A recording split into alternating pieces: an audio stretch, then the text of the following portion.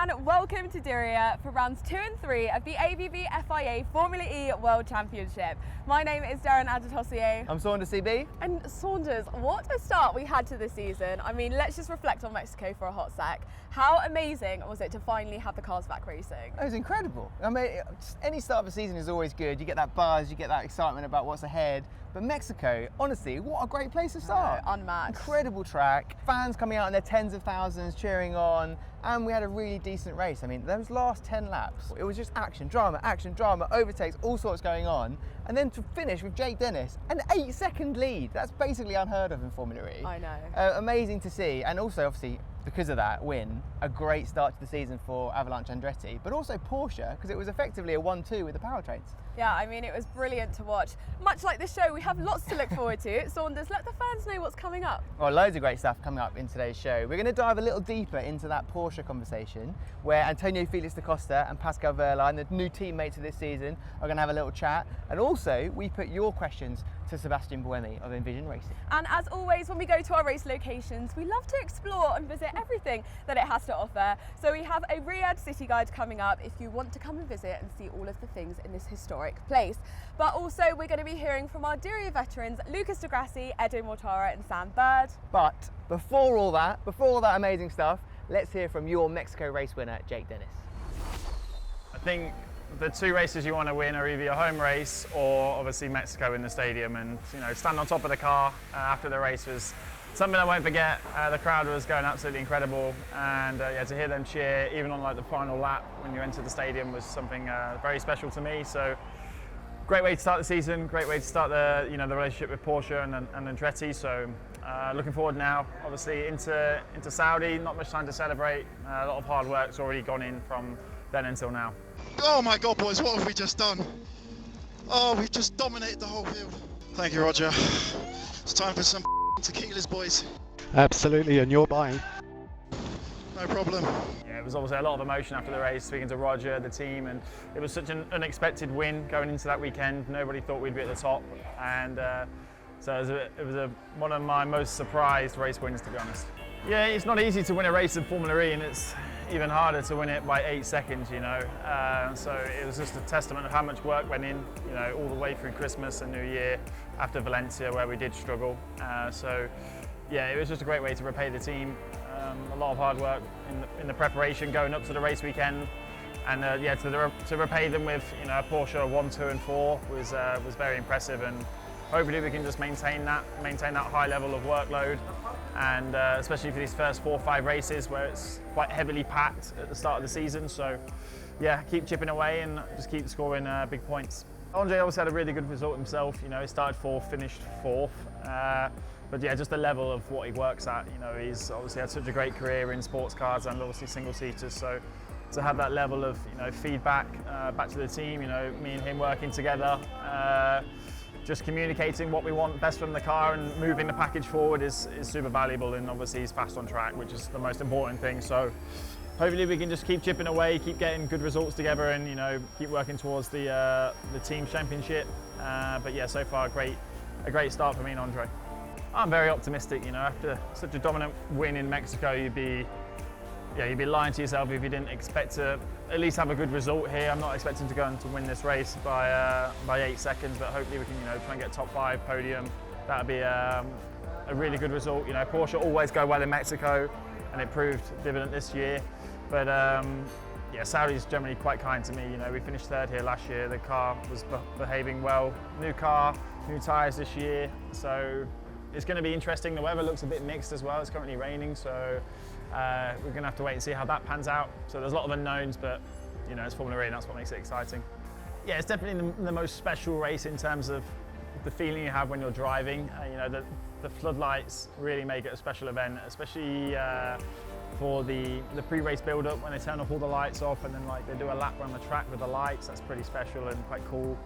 And then it just the tension builds through. When we're driving to the grid, you just feel like this level of pressure building up before the lights go out. And normally it's the first race of the year, so there's a bit more, pressure, I would say. Whereas this year it's round 2, so it's a bit more. We've done the first race, but nevertheless, it's just one of the most unique circuits on the calendar. It's a night race, so I'm very much looking forward to it. That was an incredible performance from Jake Dennis. Saunders, what did you make of it? I mean, it's amazing. Like, to start a season like that, it really isn't a better way to do it. To have that dominant of a lead says a lot about him, says a lot about where the team are. There's so many unknowns this season with Gen 3. Every team is having to work really hard to figure out what it all means, how they can get the most out of the car, and Avalanche and Jesse did an incredible job. But the other storyline there is who they're powered by. They're powered by the Porsche powertrain, as are the team next door, Porsche. And we heard from their two drivers this season, Antonio Felix da Costa and Pascal Wehrlein. So yeah, man, finally back in Saudi, where we normally start the season, round 2. How you feeling? Yeah, it's good. I mean, good to be here. I like the track. The track is super cool. One of the best tracks, I would say. Yeah, it's pretty fun. Especially in the second sector, really cool. It's going to be difficult. Track is changing a lot with the sand.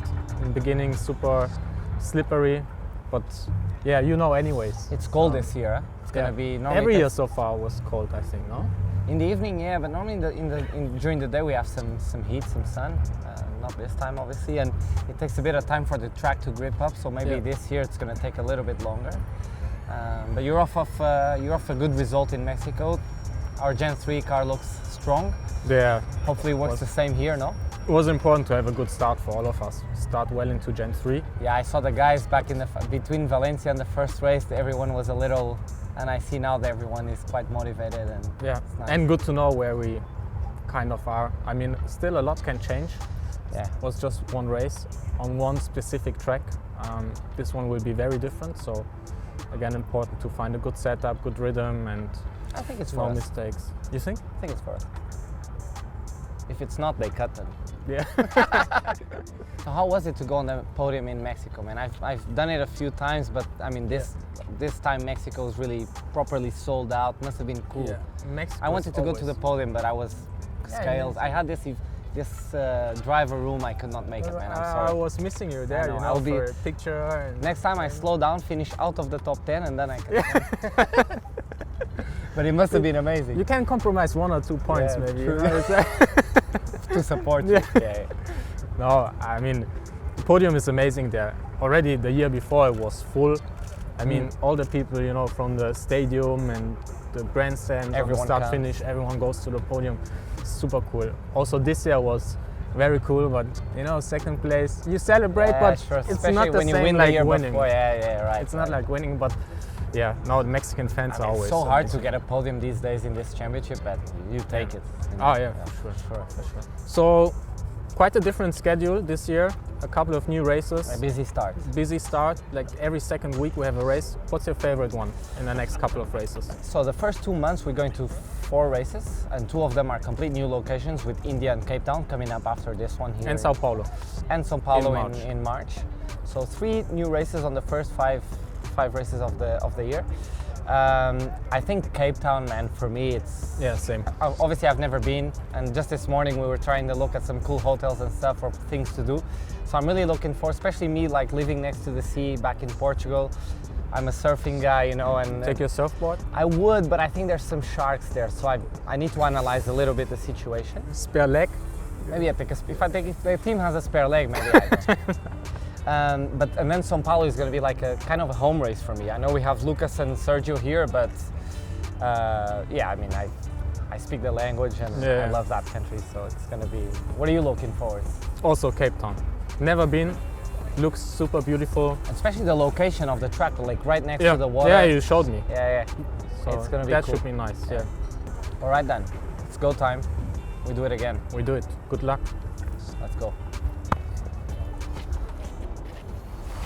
Amazing to hear from Antonio and Pascal there. And Saunders, I know that you're the one that normally does the predictions, but I have to say, I feel like this is going to be a team to watch this year. Yeah, I mean, this season, more than any, I think, they're really setting themselves up for probably, well, I'm not going to say it too early, maybe their best season yet in Formula E. That's certainly what they want, of course. Mexico being the example, we've seen them do well in the past and then maybe not so well at other tracks, so let's see how they push on.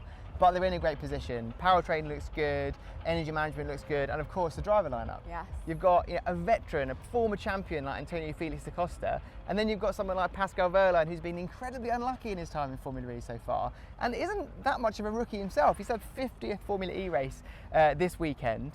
So he's getting on the way to veteran, but there are a handful of drivers this weekend. Can you believe this, Darren, that are going to be doing their 100th Formula E race? Oh yeah, so exciting. There's Who have we three got? of them. But the one that we're going to focus on right now is Sebastian Buemi, because we asked questions that you provided on social media, and here's what he had to say.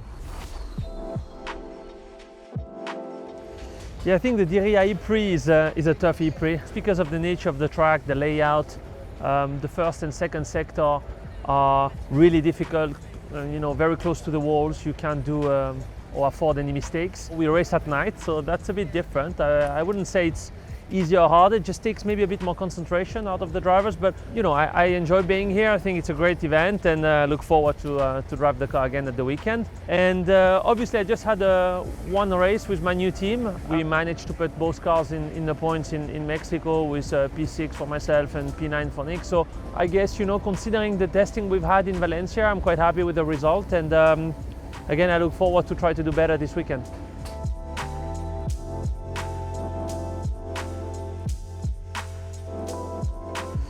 If I could only win one race, I'd say Monaco. I won the race twice, and it's an amazing feeling to win it. Yeah, that would be the one. I think it's pretty impressive to see the evolution of the electric cars in general as a technological point of view. Here, even in the championship, the Gen 1 versus the Gen 3, it's amazing improvement. And obviously everyone's pushing for electric cars, so it's just now a matter of time until we see more electric cars and combustion cars on normal roads. I can't wait to see how the future will look like in a few years' time.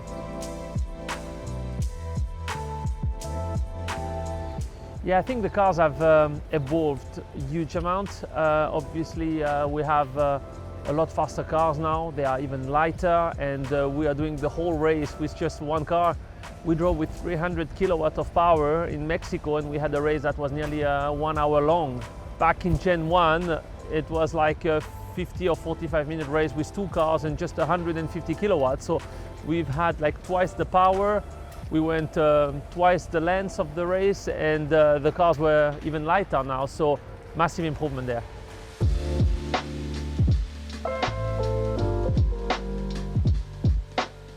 It's a tough question, obviously Formula 1 is a very tough championship with good drivers and good teams, and WEC as well, but Formula E I would say is quite special just because most of the cars are quite similar to each other. Also, we only get a few 30 minutes practice per racetrack, usually twice 30 minutes, and then we are in qualifying and the race. So you have to adapt quickly, you have to make sure you don't do any mistakes, and clearly I think that's one of the most difficult championships. I have to say Nick, huh? It's hard to say, obviously you build a relationship over time. I was really close to Nico Prost, we've remained good friends, and we've known each other for a long time, so I guess you obviously Nico have been close to him, but I'm having good laugh with Nick as well.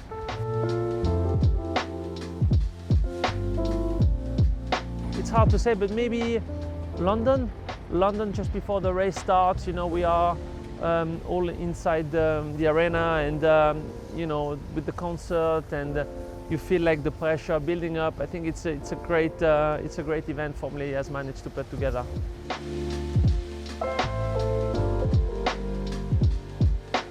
Favorite food, the fondue, cheese, Yes.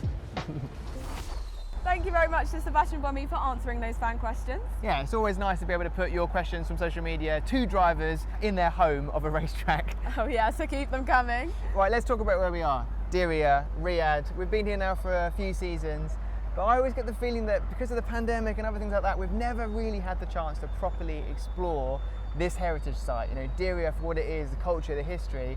But you did have the chance to do that this year. I have indeed. I had the opportunity to go out and about in Diriyah, had the most incredible time, and have taken you guys all along with me. So enjoy this episode of Diriyah Discovered with Saudia. Hi everyone, I'm Darren Adetossier, and I'm coming to you from the Kingdom of Saudi Arabia to explore some of the very best of what Diriyah has to offer. Join me on the second stop of the 2023 ABB FIA Formula E World Championship as we dive into Diriyah Discovered, presented by Saudia.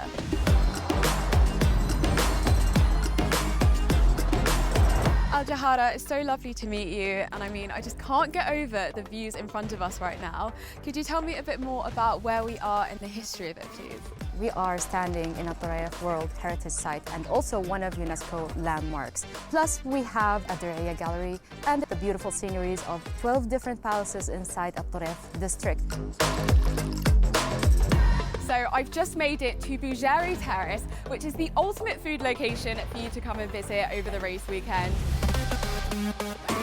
I'm here at Takia, a Saudi restaurant renowned for its traditional Arabic cooking, but with a contemporary twist. So I'm really excited to try it. Shukran. So let's dig in. There are over 20 amazing restaurants. There's truly something for everyone.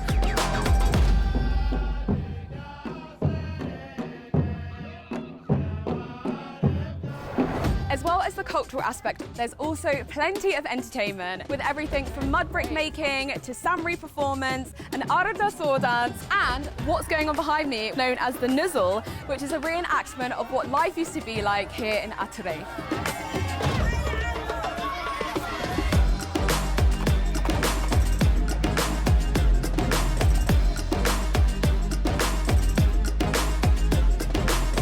Much to do and discover here. So join me under the bright lights of Diriyah on the 27th and 28th of January for an epic race weekend, which you do not want to miss out on. So that looked pretty interesting. Like lots of new facts there about the area, the heritage site that is Diriyah. Did you enjoy it? I absolutely loved it, Saunders. It was just so incredible to get to know more about this historic city, just get out, see all the sights. I mean, yeah, had the best time. Love to hear it. Now, talking about the racing, there's a handful of drivers this weekend that have never raced under the lights in Formula E, a completely new experience. But on the other side of the coin, there are a few drivers that have a lot of experience doing that and success, three of which being Edoardo Mortara, Lucas Di Grassi and Sam Bird. So we spoke to them about what it's like racing in Diriyah under the lights. The biggest difference between racing at night and racing during the day is actually the temperature. The way the lights are set up here, it's so bright that you don't have any problem with actually seeing the track or anything like this. But the temperature is much colder, especially in the desert. At night, the temperature really drops. And Riyadh, you can see, is extremely cold. Adding that to having no sun, the tires will suffer the most. And that's where we have to take care and make sure that the setup of the car is properly done so we can have a good race. Obviously the contrast and the colors can be a little bit different, so you kind of need to adapt a little bit to that. Obviously we do qualifying and free practice during the day, and definitely it's a little bit different at night. You kind of need to adapt, but I do enjoy it, and yeah, so I like it. The visors that we use are slightly different, so during the day I'll use a dark oil-coated visor. At night, I don't use a clear because actually it's still very bright from the lighting around the circuit. What I'll use is a slightly slicked dark visor, so like just a lighter version.